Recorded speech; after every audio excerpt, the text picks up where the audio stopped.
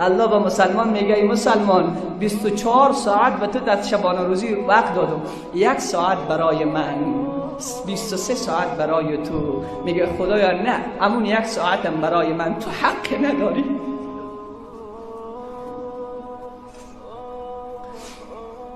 بندگان من، این همه نعمت مال شما ولی شراب ننوش. نه خدا، این حق را نداری، شراب را می نوشم.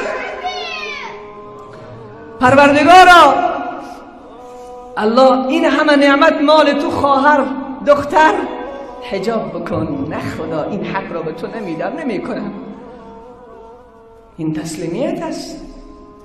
فرزند را بگذار که قرآن بخواند. نه، قاری مسجد هست، امام مسجد هست، انگلیسی باید بخواند.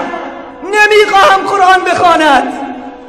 قال اسلمت لرب العالمین.